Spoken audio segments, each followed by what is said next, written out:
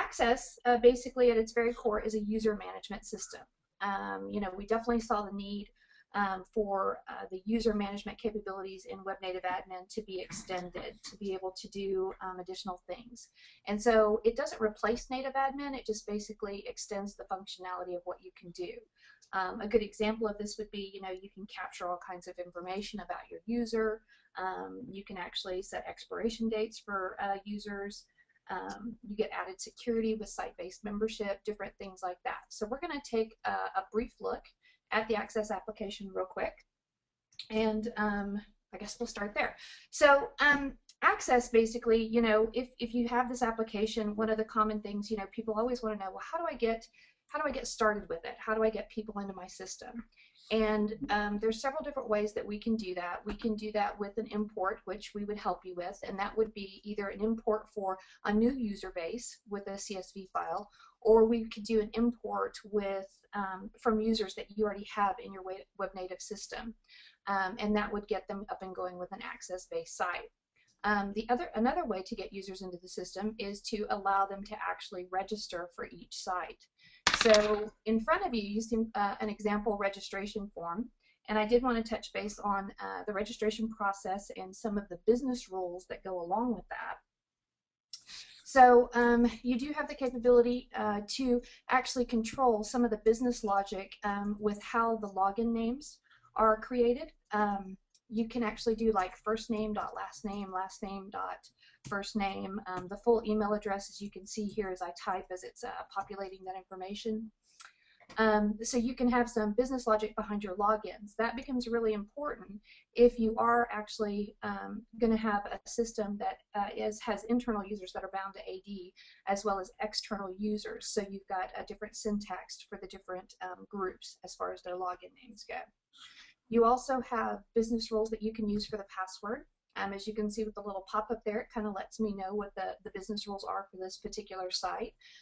So you can actually constrain password strength to like the minimum number of characters, the maximum number of characters, whether you want to include uppercase, lowercase, special characters, and numbers. You can also do auto-generation if you want to.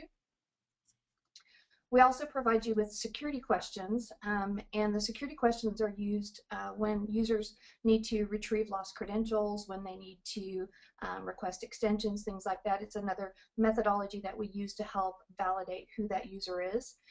You have 100% control over what those questions are, and I totally recommend that you change them because those are very generic. But basically, a user can select their question, populate their answer, and we'll use that in some of those prompts, security prompts that we need in other processes. As I mentioned before, you do have the capability to gather more information about your users, which you don't when you're using Web Native Admin directly. And so you can actually, you know, capture company, you know, city, state, zip, address, phone numbers, all kinds of stuff like that. Plus, we give you the capability to actually add unlimited metadata. So if you had some custom needs like billing IDs or region information or something like that, you could actually add your own fields. And we support, you know, text fields, drop-down fields, number fields, Booleans, date fields, things like that. This system, again, is a user management tool, and we feel like if you have enough users on your system that you actually need a user management tool, then, you know, generally we always recommend for large groups of users that you use groups in Native Admin to help manage those users. So this system is based on groups. It does leverage that. So we use groups from Native Admin to actually help manage that user base. So you'll see here when we go into the site setup in just a second how we actually activate groups for a particular site. And you can allow users to choose that information or not. We have other security features as well. We have the capability to include a Eula, an end user license agreement if you'd like, in some of the processes. You can also use CAPTCHA for form validation if you'd like as well. But basically, going back to the process of it, if a user registers for access, an email may or may not be sent out, depending on what your preference is, for them to validate that request, to make sure that it was really them that asked for it. And if they do validate the request, then an admin actually gets an email, like the one you see here before you, where they can actually do approval via email. if they want to. So they never actually have to go into the GUI and everything that we're getting ready to look at. They can actually do a lot of their user management via email and just quickly approve and deny users straight from email. If they want to, they can also open that form up in a browser and look at it that way, depending on what kind of device they're on when they get their email. So it just depends on what the need is. So let's go ahead and let's go backwards just a little bit. Let's come back over here. So I've been talking a lot about the administrator and what they can do. The administrator has access to a couple of interfaces, and I'm logged in as what we consider the supreme administrator.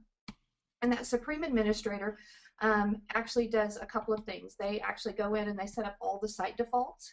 So they tell us all the information that we need to make sure that your site functions appropriately, like, you know, how to talk to your mail server so that we can send out communication, and how to build up the URL links so that we can link people back to the site, how to set up the groups that are going to be included in your site, how to set up additional business rules like password reuse and limiting password changes and forcing users to change their password on a regular basis.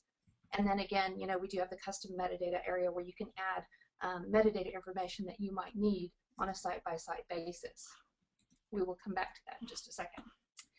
From a user admin perspective, again, I told you as an admin, I could approve that user via email, or I could actually do it through this GUI. So I can come into this interface and I get, you know, on initial load, a nice overview of what's going on my system from a status standpoint, so I can see who's active, expired, suspended, that kind of stuff. And here you can see my pending user. I have 3 of them right now, so I'm going to go ahead and select that pie chart, and you'll notice that it narrowed my user list here on the left. So I'm going to go ahead and go by email so I can see the user that I just applied for access as. And so I can actually go in here now as an admin and I can take action on users. I can actually do things individually, apply group information, force them to change their password, change their status, update their info if I want to. I can also, you know, shift select people, control select people from this interface, and I can actually batch process users as well. So we've got a lot of different feature-rich things that you can utilize and leverage here within this interface, which we're not going to go deep into. So if you want to know more about some of the things that you're seeing, you know, we can set up a more in-depth demo. Okay, so let's come back over here to my user, this person right here, and let's go ahead and approve them. And I can approve them for a specific period of time or a specific range. Once that user is approved, the user will get an email notifying them, hey, you've been approved for access, as you can see that popping up there. Here we go. And now as a user, I can log into the site and I'll have access to the volumes and everything that's associated with the groups that I have access to. So that's the registration process basically in a nutshell. So now this user has access to the site. Let's go backwards. Okay, so a couple of the other features that we have available from the product, just to do a little bit more information here, is I did talk about lost credentials, and that is actually one of the key features here because it allows users to actually retrieve their credentials without human intervention. That's huge because that's another one of the big benefits of the Access application, is that it helps offload some of that workload on your administrators. So, you know, the less time that they have to spend, you know, going and resetting passwords in native admin and things like that, that's better for you, better for them. So I could, as a user, go through this process and get my credentials and have them emailed to me without human intervention, which is really nice. Extension request works pretty much the same way. But I did talk about, you know, there are 3 ways to get users into systems. And the third way is relative to the new functionality that we have, that we're introducing right now. Historically, you know, you couldn't use access with systems that were bound to Active Directory, but that is no longer the case. We now play quite nicely with systems that are bound to Active Directory, and it's very simple. Once you have your system set up and you want your Active Directory users to become members of a site, all you have to do is enable the group. Once the group is enabled in the group information area and marked as an AD group, we automatically suck those users into the database, and they become active for that site. And at this point, I'm going to hand things over to Nige because he knows a lot more about that than I do. So, Nige, it's all yours. Sure, thanks. Yeah, so I just really wanted to talk. It's a very, very simple demo to kind of show that you can activate an Active Directory group into your Access site. And as some of you may know from using Access or being on Access demos before, this is a site-based product, and so you can lock you can lock groups into sites to make sure that people don't see branding for other clients. And so we're just utilizing that functionality so that when you come into group admin here with a site with a Xinet server that's bound to Active Directory, you'll see your Apache user file, your native admin groups as well as your Active Directory groups. And all you have to do is enable activate your Active Directory group in this site. And then once that's done, we basically have a sync on the back end, and then your Active Directory users can just log in. And so from an actual demo perspective for what the application does, it's incredibly straightforward. You activate your Active Directory user in the site. The sync will run. You've got to leave it a few minutes for the sync to run on the back end, which basically grabs all the users for that group and enables them in the site. So it happens before the users try to authenticate to minimize the transactions that happen when the user authenticates. And then your AD users can just log in exactly the same as an external user. And so to show that functionality is very, very simple. You check a box and then you log in as an Active Directory user. So that obviously takes a few seconds to demo. But really, what's relevant is just to talk about the power and the value of that. There's a lot, there is a lot of code that goes on in the back end to make this sort of hybrid system robust. But what it allows you to do, if you want to keep with the current situation without this functionality, you either have your system bound to Active Directory, and then you have to have either a complex multi-directory setup if you're very security conscious, or you might have to have your external clients as part of your internal Active Directory, which you'd have a lot of pushback from your IT teams, and is also very costly with client access licenses and things like that. The other solution is with a one-way trust to an external domain, and you have your client users in an external domain and your internal users in your native domain. But all of these things are a lot to manage. They're costly and they are complex. So what this application allows you to do is take that costly sort of IT project away from the IT group or the Active Directory group and move it to the application side. So with Access running on your Xinet system with the current version, we've built this hybrid environment where you're in the same site, your internal Active Directory users can log in without knowing anything has changed at all. But your external users can still register, and you can expire them and have you can outsource the same user management process as you can now. So you end up with the best of both worlds. And what we actually do is when you check on that group in site admin to activate the group in the site, we have a process on the back end that looks at that change, looks at the users of that group, and effectively does a sort of back end import into Access for that user, enabling them in the site. So we're managing that.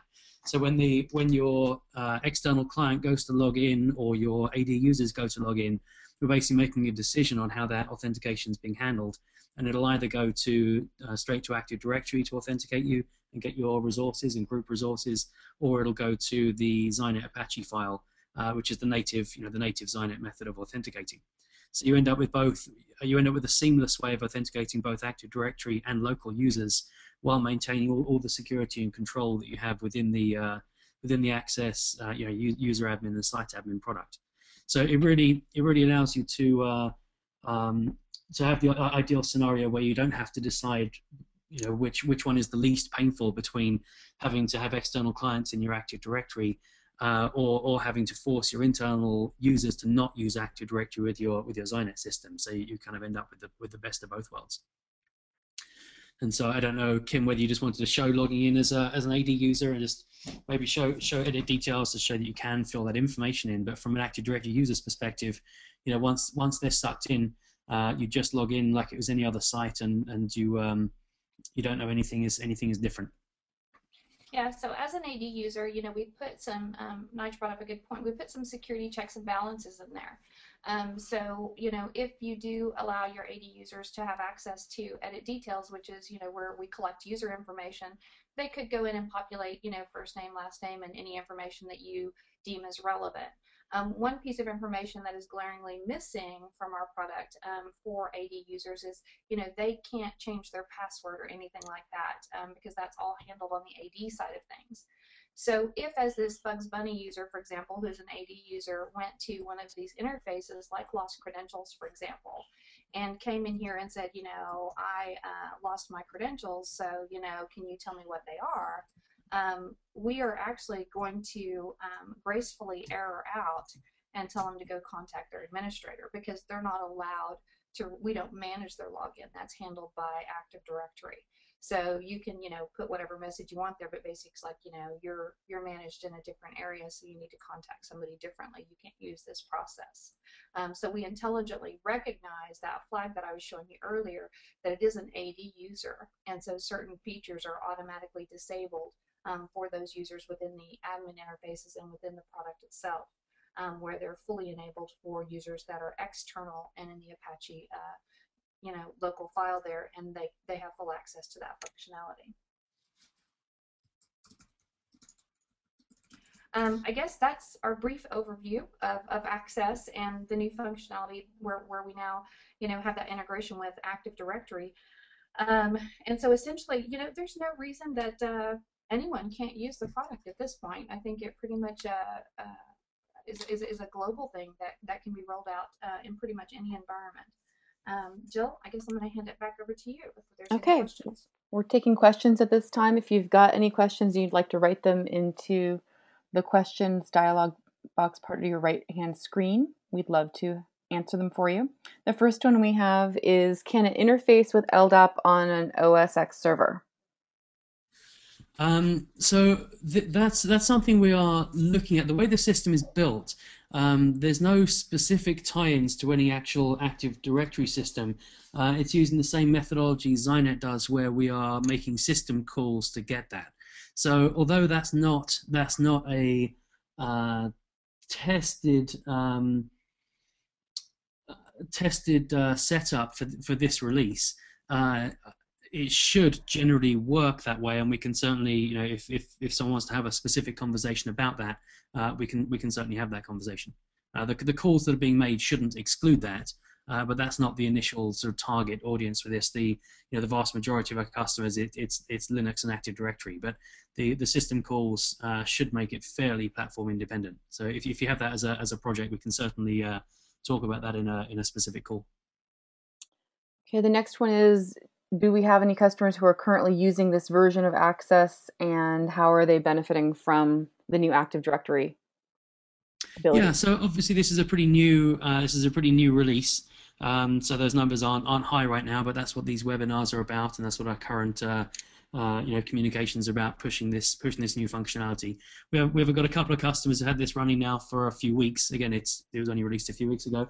They're very happy. Again, both of these customers, it was a choice for them between creating a second external domain with one-way trust and binding their Xinet system into that, which is a daunting project for the IT team, and one they really didn't want to go down. So they're very happily using the product and don't have to go down those sort of costly internal IT project routes. Okay. The next question is, are there any limits to the number of registered users or sites that I can have in here? No. The limits are basically Xinet's, and there's no user limit per se. There are some file size limits, like in the groups file. I think you can only have 64K lines. So there are limits where you can only have a practical number of users in a group and things like that. But they're Xinet limits, not ours, and they are thousands of users. We have a couple of sites with Access that have in the range of 15 to 20,000 users. One of those sites is expecting to expand to 100,000 over the next year and a half. And so we've been doing a lot of due diligence of those and testing with those guys. So no, there shouldn't be any practical limits to the number of users you can have here, whether it's AD or local. And as far as the site question, I'm sorry, I'm gonna dovetail on that, Jill. And as far as the site specific part of that, no, you can add access to any of your portal sites. So you can have any number of access enabled portal sites that you want. Okay.